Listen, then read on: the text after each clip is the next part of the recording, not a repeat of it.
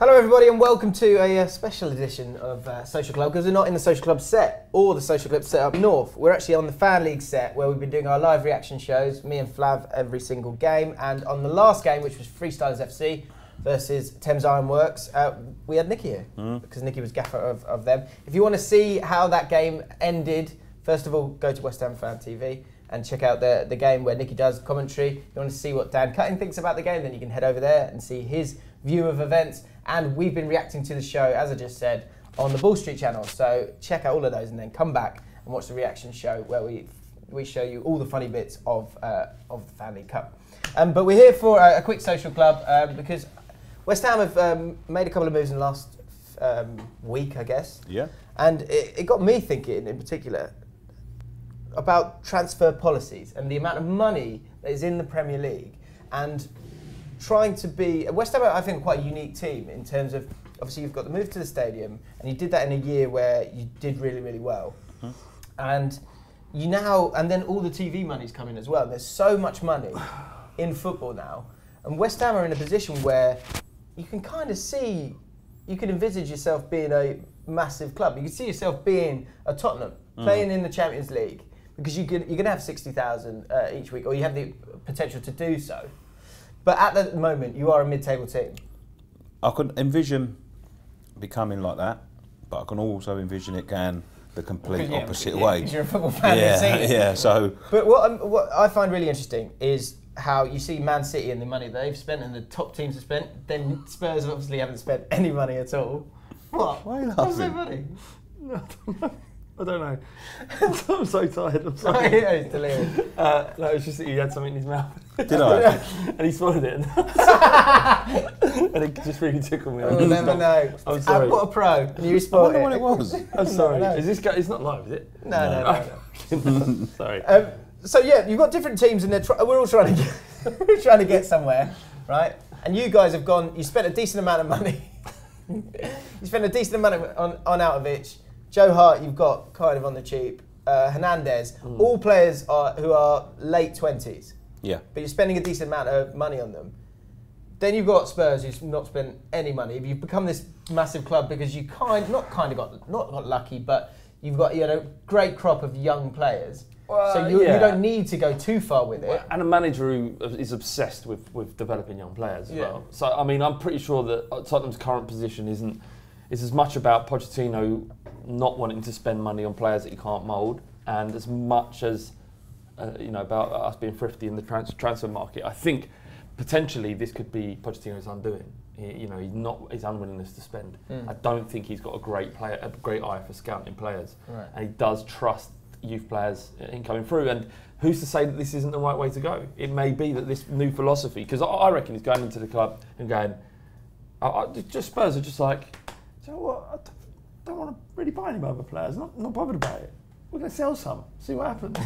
That's one way around it, guys. Yeah. But the reason I find this really interesting is QPR. We were in the Premier League. We spent a hell of a lot of money getting names who were like Jason. Oh well, he's a Champions League winner. Basingwa, he's a Champions League winner. Cranchar, all these guys, and it did not work. Yeah. Because deep down, they didn't have the hunger for it. Yeah. And then you look at clubs like Burnley, like Southampton, like Brentford, like QPR are trying to do now. Our transfer policy now is to get a young guy who is hungry and wants to be a player, wants to have a career, wants to succeed, and they see the worth in that. And also there's a sell-on value of that.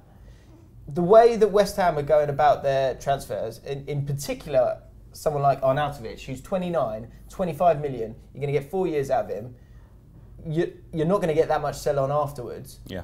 Is it dangerous, or is it the only way that West Ham can move up to the next level and get to Everton of last year's level? What transfer policy is the right transfer policy for a mid-table Premier League club in 2017? That is my question. That's a long question, but I'll answer it. It's got to be a mixture of both, I think, because if you don't go out and buy the established stars, the smaller clubs are taking a huge gamble. You're talking about the likes of West Ham. We've been down before with more established players than what we bought. You were worried last year, weren't you? Yeah, we was worried at times last year. If you don't go out and like last year's transfer policy was just that, youngsters, people for the future, a couple of people in on the cheap that may be good enough. You know, it was a bit of a gamble. And the season before that, it was even the same. You know, the gambles came off. Lanzini turned out to be a cracking little player. Yeah. Antonio turned out to be a cracking player. They could quite easily have gone complete opposite way. Even the likes of Payet, nobody knew what. You know, we didn't know what was going to turn up. It could have been an absolute flop. So I think you have to look at the likes of Arnautovic, who's performed well over 4 or 5 seasons for Stoke. You know the sort of player you're going to be coming.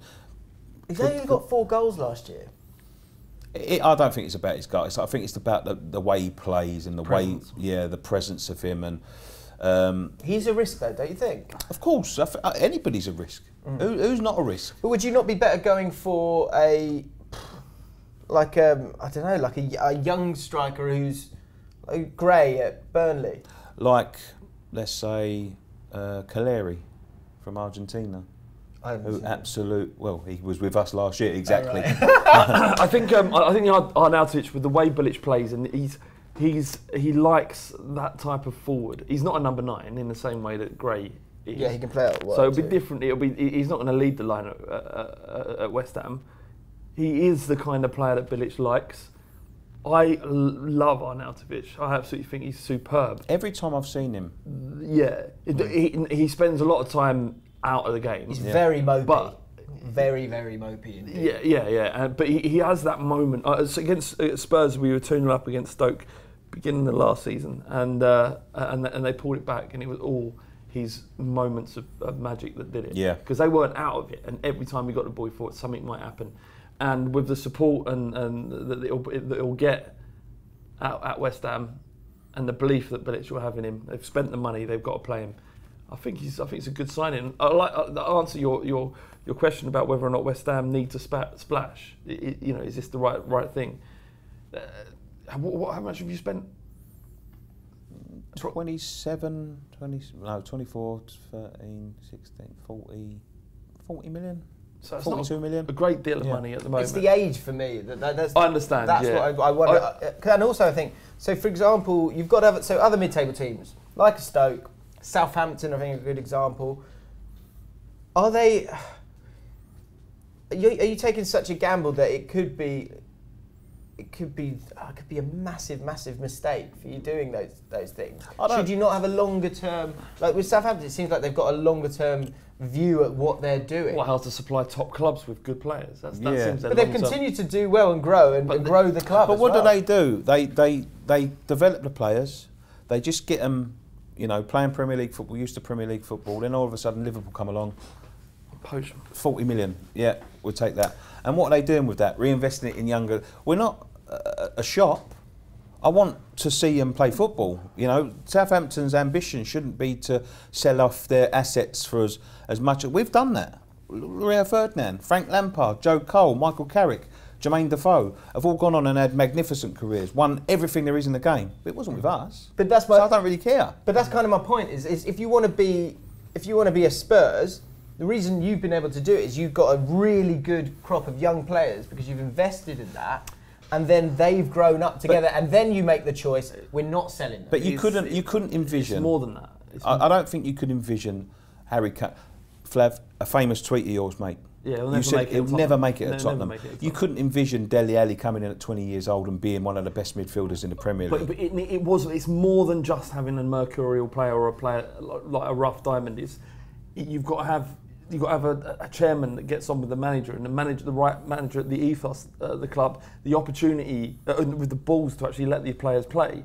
They were besides Harry Kane, all of those players have been trained into their form. Yeah, Dele Alli was really rough, and then the second half of last season just kicked on.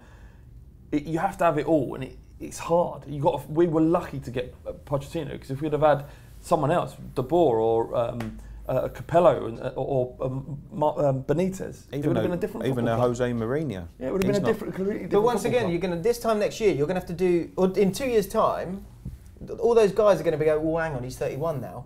Not, he's 26 now. Yeah. But does it look? You get them players in now, right? It's showing a little bit of ambition. Even the likes of Mourinho were saying, well, they're making some signings now. It's sort of like the stinginess that we've shown in the last year especially, and the lack of that lack of ambition to move forward. You know, we finished 7th in the Premier League. We was 2 games off of getting in the Champions League for the first ever time in our history. We'd have won them 2 games at the last 3. We'd have been in the Champions League. From that, we had a world-class player, without a doubt. We had a great team. We had a great team spirit, moving ground into a big. You know, the world should have been our oyster. If we'd have gone out even in the January of that season and invested in the striker that we desperately needed, even then, we might have pushed on and done things. And it just shows. It's one of them things where people are going, oh, right, you know, Joe Hart, the England international goalkeeper's just gone there, and Arnautovic, who was, you know, at another, you know, similar level. They're buying their best player now. They must be moving up in the world. Goal scorer in Hernandez, you know. Them things are massive for you know, attracting other players and younger players and saying, oh, they have got ambition, you know, because if you're selling them and you're saying, right, yeah, I'm going to bring them in at 22 and at 26 they'll be off to Man United for 50 million. Well, what's the point? You're just a shop. But okay, so here's last question. Again, because what I find interesting here is those teams that, and it's from a selfish point of view, I guess, to the point, is that if you go up to the Premier League and then you want to do something, you don't want to just be 8th or whatever. Teams like Newcastle have come up, Aston Villa, who spent a lot of money and you would expect would go up this year, Brighton, who've got a great ground, great support, and have gone up as well. What is the blueprint for those guys to go and win a FA Cup or go be good enough to get into Europe? What is the blueprint? Their main aim at the minute should be staying in the league, because when you've got people like Man City, who just spent 200 million quid on defenders and defensive players, their only hope really, and other teams as well who haven't got that sort of money, is to go out and look for them gems and stay in the Premier League first. That's the way Stoke done it. Stoke are an established Premier League team now. 10 seasons maybe they've been in the league. Yeah, they was out of the top league for ages. They just built that. West Brom were the same. They keep on going in and out, in and out, in and out. But they was building a little bit of a pot of money together and making sure they was run the right way. Getting the players developed in your youth academy is key for them teams. If you can't go out and attract the big players, but they need to don't worry about Europe or FA Cups or anything like that. Stay in the league and then start to think about that. Like West Brom. West Brom were making a good push last year. It's 15 years in the making for them. Yeah. In and out of the league. Us even. 15 years. We've been down twice. You know, you sort of, every time you go down, you reset again and you have to start building again. So just make sure you get the. I'm not like I'm a professional. I'm like I'm an expert. Yeah. But what's your hourly rate? I should be one of them the relegation doctors, shouldn't I? This is what you've got to do. I think I don't think there is a blueprint. I don't think that there is a way to do it. You've got to just go in and hope things gel. I mean, you have to. I think key is having the right manager. You know, if you are going to go down and it's important. Oh, sorry, if there is a risk that kind of chopping your manager early. Getting rid of him and getting Sam Allardyce in, that will help you stay up. But ultimately, I looked at what Eddie Howe's done at Bournemouth, and it's just incredible because Bournemouth, this isn't me being patronising, are a tiny football club. Yeah. I mean, as the rules of the game, they should have no right to be in that Premier League, but they stick their fingers up at it all. And you know what? They play decent football as well, and it's just incredible what they've done. And if there is a blueprint, I think it's about identity.